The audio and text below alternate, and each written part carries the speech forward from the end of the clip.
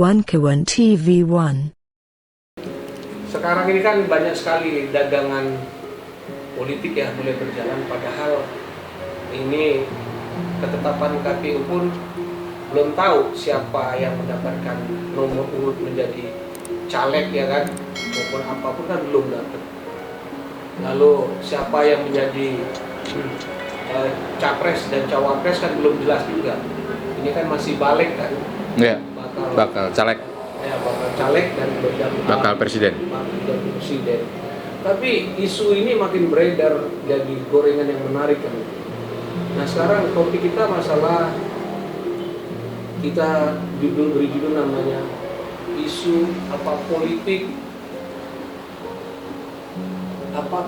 angin surga.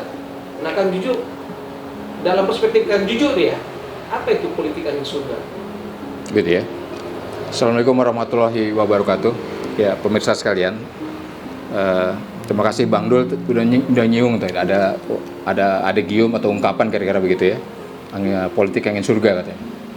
Jadi kalau bisa kita, walaupun tanpa bermaksud mendefinisikan apa itu angin surga, politik angin surga, tapi tidak-tidaknya hal itu sebetulnya sudah beredar di masyarakat ya, di rakyat kita, bahwa selama ini banyaklah kalau istilah-istilah para politisi begitu ya, terutama untuk kepentingan dan jabatannya begitu,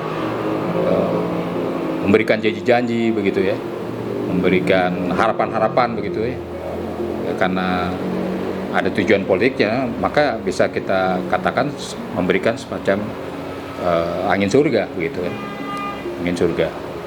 Nah, itu tampaknya di kalangan politisi terutama kayaknya jadi biasa-biasa aja, tidak ada pengakuan dosa tentang hal itu, Pak Bang Dul. Mereka tidak merasa berdosa, yang tanda kutip juga ada unsur pembohongan publik. Ada pembohongan publik di situ, bahwa dengan janji-janji surga itu ya memang sebagian kecil kali ya, boleh kita katakan begitu Bang Dul. Sebagian kecil ada yang mereka laksanakan, tapi sebagian besar, mayoritas mereka banyakkan berbohong sebetulnya. Jadi kita bisa katakan semacam politik angin surga tadi gitu. Sebagai contoh, misalnya ada kalau seseorang yang mau mengarah atau menjabat pada atau mungkin meraih kedudukan sebagai calon presiden dan presiden misalnya Bang Dul ya. Wow, itu bukan main, itu banyak sekali, atau nggak bisa terhitung itu janji surganya tadi, janji angin surganya itu kan. Sampai ada istilah sampai 66 janji politik atau janji angin surga itu setelah terlaksana, misalnya kedudukan itu diraih dan diperoleh gitu kan, tidak bisa atau tidak sanggup dilaksanakan Bang Dul. Jadi masyarakat yang bilang, wah ini kalau gitu pejabatnya pejabat pembohong atau pejabat macam-macam lah kan, misalnya pejabat Pinocchio lah begitu kan. Itu bisa saja terungkap dari masyarakat yang merasa tanda kutip dibohongi itu, seperti itu Bang Dul. Jadi seseorang misalnya kalau di dalam penampilannya ya, performanya kira-kira begitu, dan kita tahu bahwa yang bersangkutan misalnya banyak hartanya, pengusaha misalnya begitu ya, melakukan kerja-kerja politik, janji politik yang banyak dilakukan, atau menjanjikan yang manis-manis kepada masyarakatnya, kalau saya kepilih nanti jadi pejabat saya akan melakukan ini, perbaikan masyarakat, sejahtera masyarakat ya, baik di tingkat contoh lah, tingkat wali kota, gubernur, sampai gubernur atau presiden sekalipun begitu ya.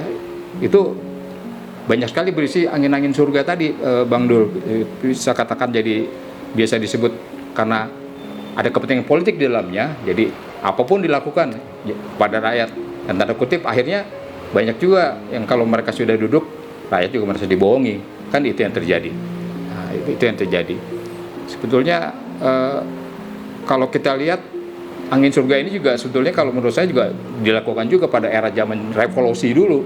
Itu zaman presiden pertama kita, zaman Bung Karno ya, seperti itu. Bung Karno kan pada saat kita baru mulai kemerdekaan, kemerdekaan RI sekitar tahun 40-an, 45 begitu. Ya, boleh kita katakan mayoritas masyarakat kita memang berpendidikan masih rendah kan begitu. Saat ini aja mayoritas pendidikan bangsa kita masih tingkat level SMP Bang Dul kan begitu mayoritas, apalagi pada waktu era revolusi dulu. Jadi Bung Karno juga bisa kita katakan melakukan suatu politik angin surga, misalnya kepada dikatakan sering di pidato-pidato yang berapi-api, dia mengatakan bahwa ya pada rakyatku gitu kan, untuk demi persatuan dan kesatuan bangsa kan, kira-kira begitu. Ya, mari kita bersatu bersama-sama bisa melawan penjajah ya gitu kan. Karena negara kita adalah apa istilahnya disebut juga negara Indonesia ini yang gemaripah rom janawi. Jadi negara yang kaya raya bagaikan surga kan, negara begitu. Nah, pada waktu itu kita baru saja selesai dijajah ya kan. Apa sih yang bisa rakyat lakukan? Tapi di saat itu di pidato-pidato politik Bung Karno, beliau perlu melakukan tadi istilahnya yang dikatakan angin surga atau politik angin surga kepada rakyatnya. Ya memang eranya seperti itu. Eranya pada saat itu di mana membangkitkan semangat dan persatuan rakyat untuk mulai memasuki gerbang kemerdekaan RI pada sekitar tahun 45 itu Bang Dul. Jadi seperti itu. Kalau contohnya pada saat ini era sekarang misalnya ada seorang tokoh yang mengatakan bahwa akan timbul dan tenggelam bersama rakyat, kan ada begitu, seperti itu istilah itu. Nah itu juga begitu, apa itu pengertiannya timbul dan tenggelam? Harusnya kalau secara semantik gitu ya, tata bahasa, artinya pada saat rakyat susah ya ikut sama-sama susah. Pada saat negara ini atau menuju suatu kemakmuran bersama rakyatnya, si pemimpin ini juga mengangkat dong derajat rakyatnya untuk menuju ke suatu kemakmuran.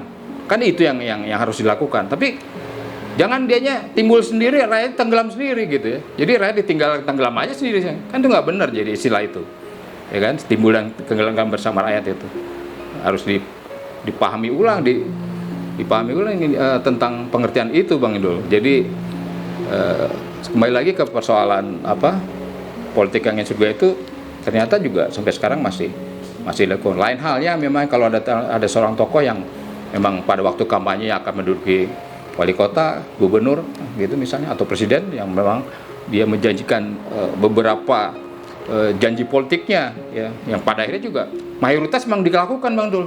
Kalaupun tidak satu dua yang tidak bisa dilaksanakan, ada satu hal yang luar biasa yang luar biasa yang tidak bisa dilakukan program pembangunannya itu. Nah, tapi kalau memang secara garis besar secara mayoritas memang bisa dan berhasil dilaksanakan targetnya itu ya tentu kita tidak bisa bilang di sini bahwa yang bersangkutan melakukan satu politik angin surga Bang Dul, kan begitu. Jadi oke lah, udahlah kalau masyarakat sekarang sudah lebih cerdas itu, lebih paham, lebih mengerti bahwa pada saat mereka memilih atau akan menentukan siapa pemimpinnya, mereka sudah bisa memilih dan memilah gitu ya, siapa yang cuma melakukan politik angin surga dan siapa-siapa yang memang sudah kelihatan dan teruji track recordnya begitu Bang Dul ya, bahwa track recordnya apakah sebelumnya pernah menjabat sebagai wali kota, apakah pernah menjabat menteri, apa pernah menjabat gubernur, itu track recordnya di hadapan rakyat sudah terekam Bang Dul. Jadi udah teruji dan rakyat tidak bisa dibohongi lagi tentang itu ya, mana yang angin surga, mana yang bukan angin surga, kan begitu.